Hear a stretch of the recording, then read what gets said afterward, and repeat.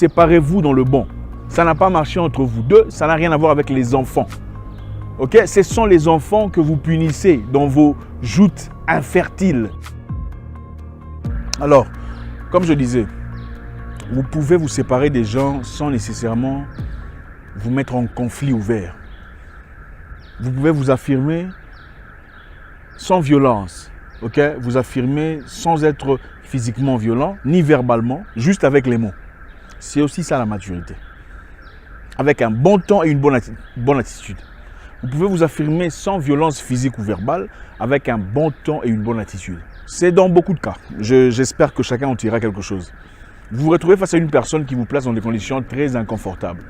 Ça peut être au bureau, un collègue de travail, peut-être un chef, un supérieur, qui vous dit des choses inappropriées ou des choses qui ne vont pas en accord avec vos valeurs. Vous pouvez le remettre à sa place, avec beaucoup de politesse, beaucoup de cohérence, un bon ton, sans nécessairement être violent. C'est aussi ça la maturité. Vous savez, dans la vie, nous sommes tous confrontés à des problèmes. Les problèmes, on ne peut pas les éviter. Et la maturité, c'est aussi savoir se séparer dans le bon. Se séparer sans nécessairement être méchant, sans nécessairement se battre, sans nécessairement s'insulter, sans nécessairement être en guerre. C'est aussi ça la vie. On peut choisir de ne plus être ami avec une personne ou partenaire de travail, mais garder des bons liens. C'est-à-dire, on ne sait jamais dans la vie. Demain, vous pouvez avoir besoin d'une personne avec laquelle vous vous êtes déjà séparé dans le passé. Mais tout cela dépend de quoi? Ça dépend de votre attitude, de votre façon de gérer le conflit que vous avez connu dans le passé. Malheureusement, vous savez, quand les gens se séparent, c'est toujours la guerre. C'est quand vous travaillez avec quelqu'un, ça n'a pas marché. Vous n'êtes pas obligé de dire, d'ailleurs, c'est lui. C'est à cause de lui que je suis tombé en faillite. D'ailleurs, c'est de l'immaturité. Vous pouvez aussi vous séparer d'un partenaire, c'est-à-dire une personne avec qui vous partagez votre vie, dans le bon. C'est aussi ça la maturité. Je sais que c'est très difficile pour beaucoup de personnes ici. Combien parmi vous pouvez dire des choses positives sur vos ex-partenaires? Très peu. Je pense que la maturité, c'est aussi savoir qu'on n'est pas parfait. Ok? Ça n'a pas marché entre nous, on va garder la correspondance. On a fait des enfants ensemble, on ne va pas s'insulter finalement, on va garder la correspondance. C'est-à-dire, toi et moi, ça ne va plus. Comme le font nos amis, enfin, oui, vous le savez, je n'ai pas besoin de le dire. Ce sont des choses qu'on apprend. On est séparés, on a eu un enfant ou deux, mais voilà, on va garder le respect. Au nom de l'enfant, on va pouvoir se saluer. Comment tu vas? Moi, j'ai vu des gens dans d'autres communautés, ils sont séparés.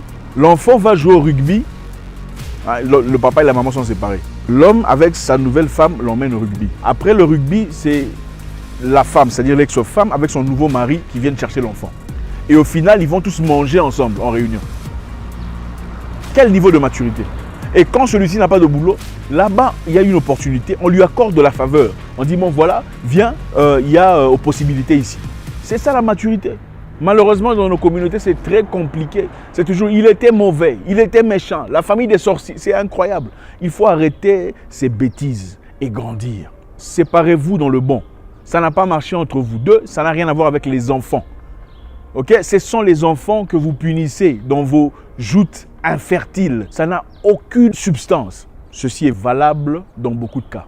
Ça pourrait être une amitié, ça pourrait être une correspondance, ça pourrait être de partenariat de travail. On peut se séparer, mon cher ami, on a essayé de travailler ensemble. Ça n'a pas marché. Comme ça n'a pas marché, on ne deviendra pas subitement ennemis. Tu pars à gauche, j'irai à droite, mais on restera des confrères. Je vais vous dire une chose. Il y a des gens qui ont travaillé ensemble pour créer Dolce Gabbana que vous connaissez. Dolce Gabbana. Mais les propriétaires sont séparés. Ils ne sont plus ensemble. Ils ne travaillent plus ensemble.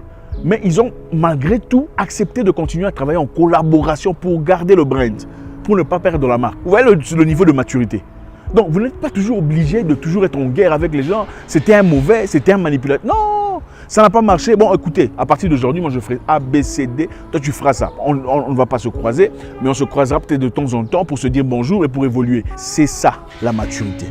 Il y a très longtemps, certaines personnes créaient des chaussures, okay, une entreprise de chaussures pour sportifs.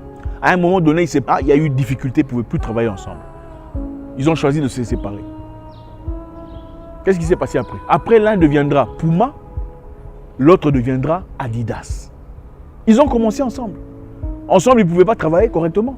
Mais à un moment donné, ils ont dit, bon, ok, moi je vais à gauche, toi tu vas à droite. L'un est devenu Puma, l'autre est devenu Adidas. Mais comment ils ont fait pour avoir Puma et Adidas? Ils ont collaboré malgré leurs différences. Ils ont collaboré malgré leurs différences.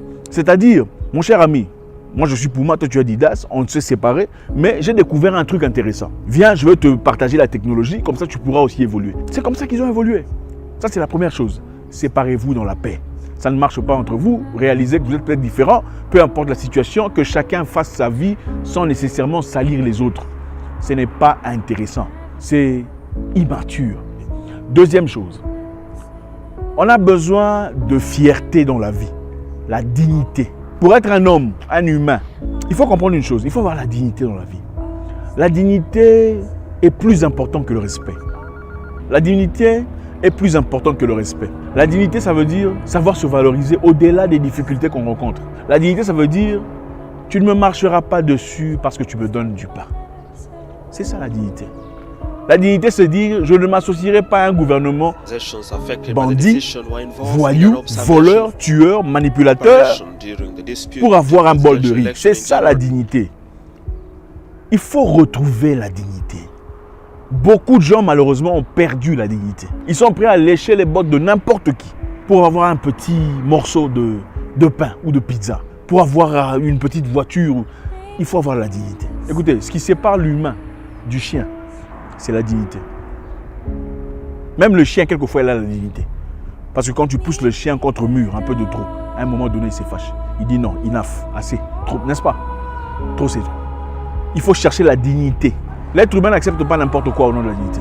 Comprenez-moi bien, beaucoup de personnes confondent la dignité à l'orgueil. Ce n'est pas la même chose. Quand quelqu'un a de la dignité, on dit ah, c'est un orgueil. Non, ce n'est pas un orgueil. Il est digne. Il est assez digne de ne pas accepter des bêtises venant de n'importe qui. Ça, c'est la dignité. Ce n'est pas de l'orgueil. L'orgueil, c'est penser de manière ostentatoire de soi-même sur des faits, des choses qu'on a ou pas. La dignité, c'est savoir mesurer à quel niveau on accepterait ou tolérer certaines histoires ou pas. C'est très différent. C'est-à-dire, il faut savoir ses propres limites. Donc ça, j'accepte, mais ça, je ne tolérerai pas. C'est ça la dignité. C'est-à-dire, on n'accepte pas n'importe quoi parce qu'on a des faveurs. On n'accepte pas n'importe quoi venant de son boss parce qu'il nous paye l'argent. Écoutez, comprenez-moi bien. À un moment donné de la vie, quand vous traversez des moments difficiles, il faut accepter certaines histoires pour avoir quelque chose et avancer. C'est pour avoir quelque chose et avancer. Ce n'est pas pour rester là pour toujours. Vous comprenez? Donc, vous vous rabaissez pendant un temps pour gagner certaines histoires. Ensuite, vous allez ailleurs, vous avancez, vous progressez. Vous ne restez pas sous le joug de quelqu'un pour toujours. Une personne qui vous insulte, une personne qui vous dénigre, qui vous dégrade. Ce n'est pas digne. On ne tolère pas ça seulement parce qu'on a un salaire. À un moment donné, il faut se révolter, il faut se libérer. Les esclaves n'étaient pas toujours dans les mauvaises conditions, croyez-moi. Les esclaves n'étaient pas toujours dans des mauvaises conditions. Pas chaque jour. À un moment donné, ils ont dit trop, c'est trop. En ce moment-ci, on doit arrêter. C'est comme ça qu'ils se sont. N'acceptez pas de vivre dans des politiques pourries parce que vous gagnez de l'argent. Il faut être digne. Regardez la dignité. Votre pays est par terre, mais vous êtes là en train de payer quelqu'un. Oh, c'est incroyable. Réveillez-vous. Les mamans meurent. Les gens souffrent dans les hôpitaux. Les gens vivent dans la pauvreté, la misère. Vous acclamez les politiciens. Vous n'êtes pas digne. Il faut retrouver la dignité. Il faut être un humain digne, une personne respectable. La presse